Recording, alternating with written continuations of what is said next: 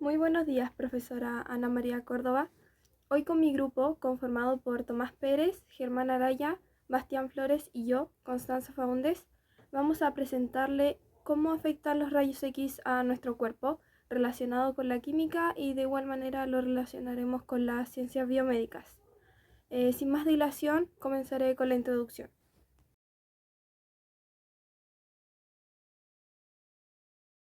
Como introducción, le voy a decir qué son los rayos X, sus descubrimientos y primeras aplicaciones y cómo se producen.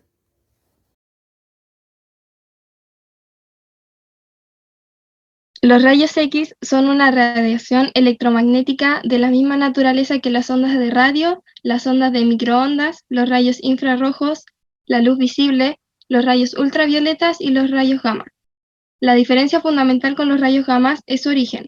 Los rayos gamma son radiaciones de origen nuclear que se producen por la desexcitación de un nucleón de un nivel excitado a otro de menor energía, y en la desintegración de isótopos radiactivos, mientras que los rayos X surgen de fenómenos extranucleares a nivel de la órbita electrónica, fundamentalmente producidos por desaceleración de electrones. Descubrimientos y primeras aplicaciones.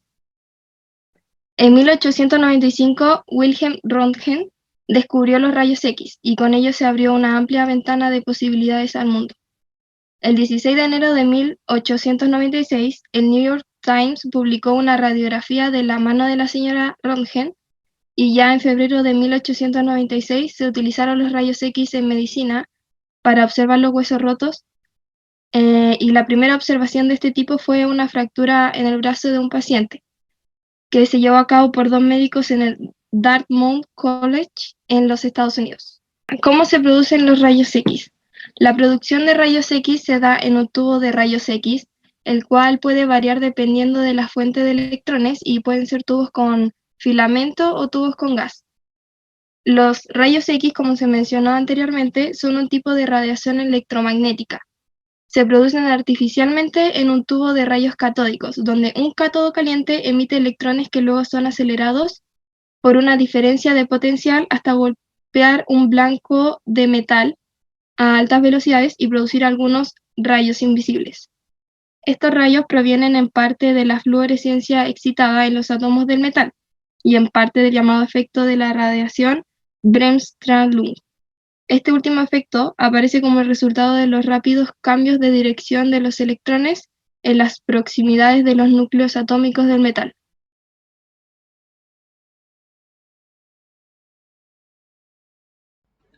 Bueno, gracias a lo anteriormente mencionado y gracias al Dr. Röntgen, ahora somos capaces de utilizar los rayos X hoy en día y poderles facilitar la labor a los médicos, pero ¿cómo utilizamos exactamente los rayos X? Cuando la máquina se enciende y los rayos X viajan a través del cuerpo, son absorbidos en cantidades diferentes por tejidos diferentes. Esto dependiendo de la densidad radiológica de los tejidos por lo que estos pasan.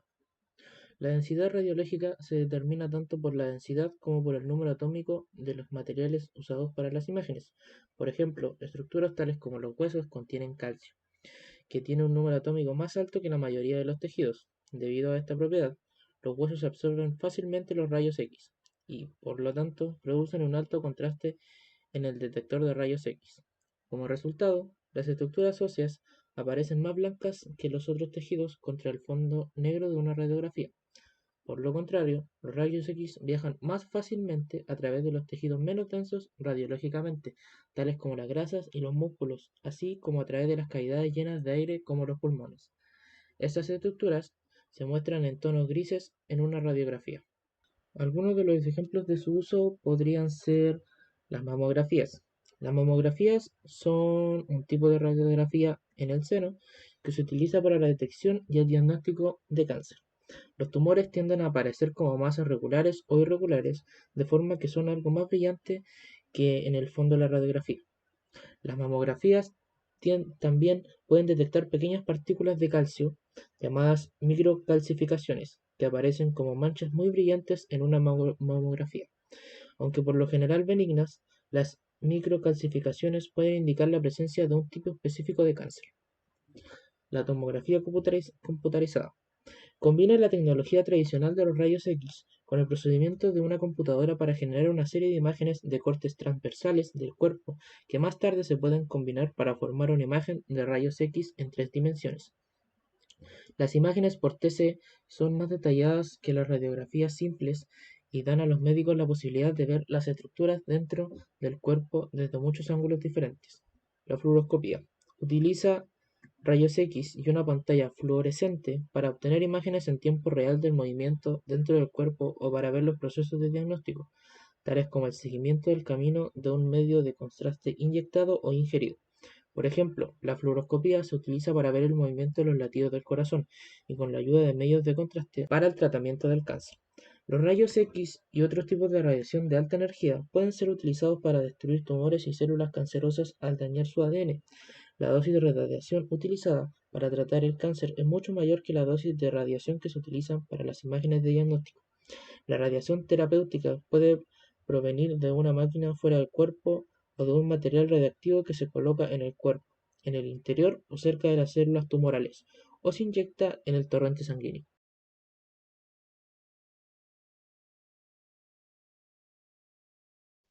Ahora yo les voy a hablar sobre cómo los rayos X podrían afectar a la salud.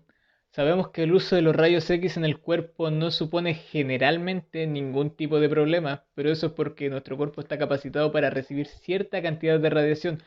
Y lo que ocurre al superar este umbral es que nosotros podemos llegar a sufrir daños leves o incluso irreparables según la cantidad de radiación a la que fuimos sometidos. Pero, ¿cómo es que nosotros podemos medir la radiación?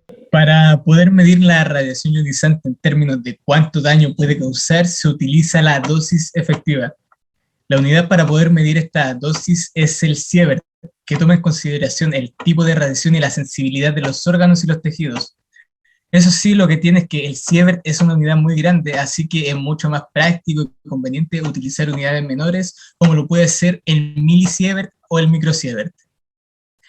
En la siguiente gráfica podemos ver distintos procedimientos, como puede ser la tomografía computarizada de abdomen y pelvis, y la dosis de radiación efectiva aproximada que nos causa esta, que serían 7,7 milisievert, que sería el equivalente a la radiación que nosotros podríamos obtener de manera natural en 2,6 años. Y bueno, para continuar, cabe mencionar que existen dos grandes efectos producidos por la radiación, entre los cuales se encuentran los efectos a nivel biológicos y los efectos a nivel químico. Los efectos a nivel biológico se pueden ver reflejados cuando el uso de estos rayos X son aplicados en grandes cantidades, superando el umbral de sensibilidad de la piel. Todo esto depende de muchos factores, dentro de los cuales se encuentran la cantidad de dosis aplicada en una cierta área expuesta, la frecuencia con la que se aplica una dosis de otra, la sensibilidad del determinado tejido de la radiación, la edad y el estado de salud del paciente. A raíz de estos factores, el cuerpo puede reaccionar negativamente a los rayos X aplicados, causando diferentes enfermedades o síntomas. Por ejemplo, una dosis de rayo X aplicada a una embarazada puede causarle graves daños al feto, estas incluyendo aborto espontáneo, atrofia del crecimiento, malformaciones fetales, entre otras. El desarrollo de cáncer de las personas es muy bajo, pero depende principalmente de 3 factores.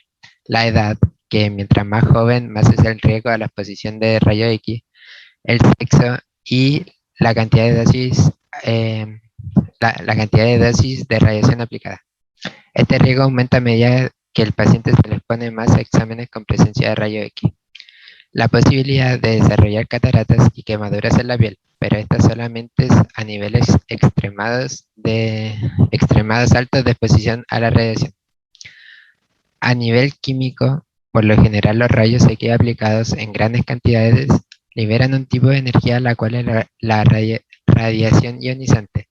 Esta se refiere a ondas electromagnéticas de alta energía que son capaces de arrancar electrones a los átomos, que es la ionización. La ionización cambia la estructura química de los átomos afectados y de las moléculas que contienen dichos átomos. Al cambiar las moléculas de la tan ordenada estructura celular, la radiación ionizante puede alterar y lesionar las células. Dependiendo de la magnitud de la dosis, los órganos expuestos y los tipos de radiación, el daño celular causado por la radiación ionizante puede provocar una enfermedad aguda, aumentar el riesgo de desarrollar cáncer o ambos, que es lo anteriormente mencionado. Y bueno, para finalizar, en términos generales, los rayos X pueden ser muy útiles, pero no deberían afectar a nuestro cuerpo, a no ser de casos extraordinarios de aplicación excesiva de